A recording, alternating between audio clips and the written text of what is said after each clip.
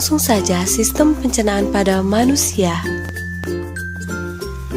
Apakah yang dimaksud dengan sistem pencernaan makanan? Sistem pencernaan makanan adalah suatu proses mengubah makanan dari ukuran yang besar menjadi ukuran yang lebih kecil dan halus. Sistem pencernaan makanan juga dapat diartikan suatu proses memecah molekul makanan yang kompleks menjadi yang lebih sederhana menggunakan bantuan enzim-enzim dan organ-organ pencernaan. Adapun organ-organ pada sistem pencernaan yaitu mulut, cavum oris, rongga mulut, kerongkongan atau esofagus, lambung atau ventriculus, usus besar atau kolon, usus kecil atau intestinum, rektum, dan anus.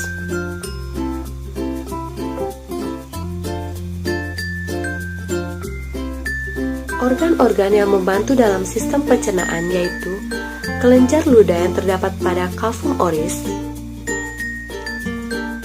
hati, dan pankreas. Yang pertama yaitu mulut atau cavum oris dan rongga mulut. Pada saat makanan masuk ke dalam rongga mulut, makanan akan dihancurkan oleh beberapa gigi. Gigi terdiri dari 4 macam, yaitu gigi seri, gigi taring, gigi geraham depan, dan gigi geraham belakang.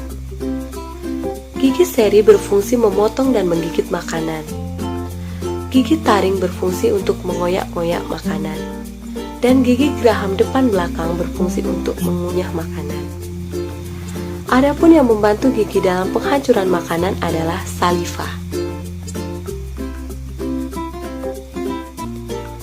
Saliva adalah suatu cairan oral yang kompleks dan tidak berwarna yang ada pada mukosa oral. Saliva disebut juga kelenjar ludah atau kelenjar air liur.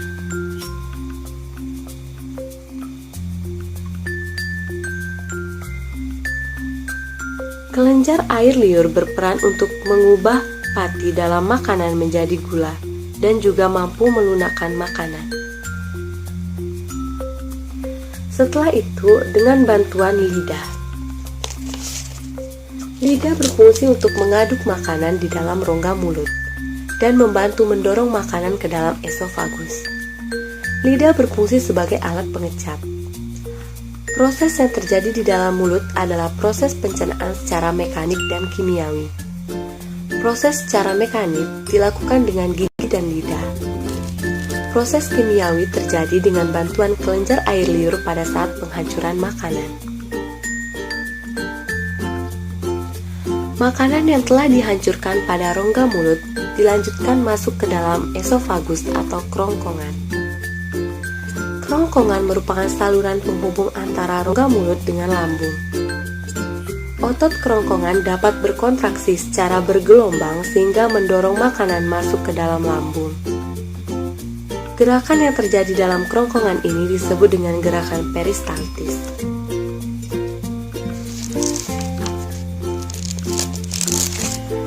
Makanan dari kerongkongan akan dilanjutkan masuk ke dalam lambung. Lambung atau ventriculus adalah kantung besar yang terletak di sebelah kiri rongga perut sebagai tempat terjadinya sejumlah proses pencernaan. Lambung terdiri dari 3 bagian, lambung atas kardiak, bagian tengah fundus, dan bagian bawah pilorus. Di dalam lambung terjadi gerakan mengaduk-ngaduk makanan. Dinding lambung mengandung sel kelenjar yang menghasilkan getah lambung. Getah lambung mengandung asam lambung yang berfungsi membunuh kuman penyakit atau bakteri pada makanan dan berfungsi mengaktifkan pepsinogen menjadi pepsin. Pepsin berfungsi memecah protein menjadi pepton. Adapun enzim yang membantu juga yaitu enzim renin yang berfungsi menggumpalkan kasein yang terdapat dalam susu. Enzim renin dan pepsin menunjukkan dalam lambung terjadinya proses kimiawi. Selanjutnya akan diteruskan ke dalam usus halus atau intestinum. Usus halus merupakan tempat penyerapan sari-sari makanan dan tempat terjadinya proses pencernaan paling panjang. Usus halus terdiri dari 3 bagian. Usus 12 jari duodenum, usus kosong itu jejunum, dan usus penyerapan atau ileum. Pada usus 12 jari bermuara pada saluran getah pankreas dan saluran empedu. Selanjutnya yaitu hati. Empedu dihasilkan oleh hati dan ditampung dalam kantuk empedu. Dari empedu akan dialirkan ke usus 12 jari. Empedu mengandung garam empedu dan zat warna bilirubin. Garam empedu berfungsi mengemulsikan lemak dan zat warna empedu bilirubin memberikan ciri warna coklat pada feses. Pankreas. Pankreas menghasilkan getah pankreas yang mengandung beberapa enzim. Enzim amilopsin atau amilase pankreas, enzim steapsin atau lipase pankreas, dan enzim tripsinogen yang akan diaktifkan menjadi tripsin.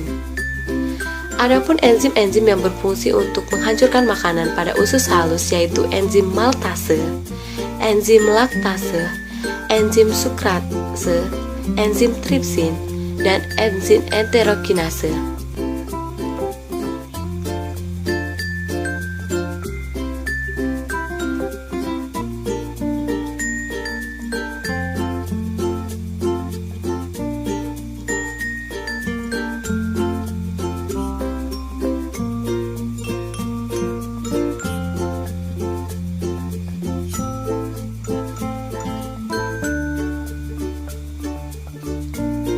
Makanan-makanan yang telah dicerna dan sekarang siap untuk diserap ke dalam darah. Penyerapan sari-sari makanan dilakukan dalam usus penyerapan atau ileum. Pada dinding usus penyerapan terdapat villi atau jonjot-jonjot usus yang berfungsi memperluas daerah penyerapan usus halus sehingga sari-sari makanan diserap lebih banyak dan cepat. Dinding-dinding villi mengandung kapiler darah dan kapiler limfe. Glukosa, asam amino, vitamin, dan mineral setelah diserap oleh usus halus melalui kapiler darah akan dibawa oleh darah melalui pembuluh vena porta hepar ke hati, dari hati ke jantung kemudian diedarkan ke seluruh tubuh bersamaan dengan sel-sel darah merah.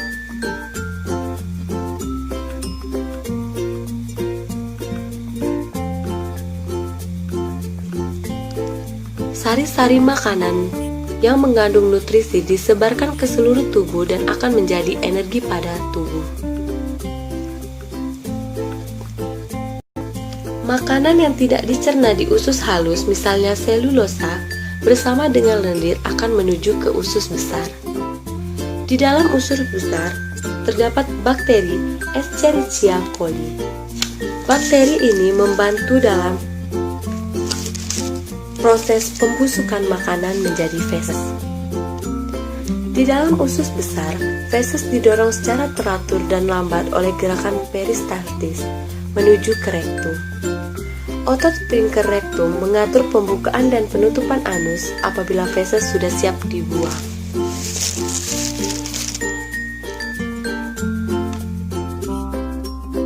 Thanks for watching, semoga bermanfaat.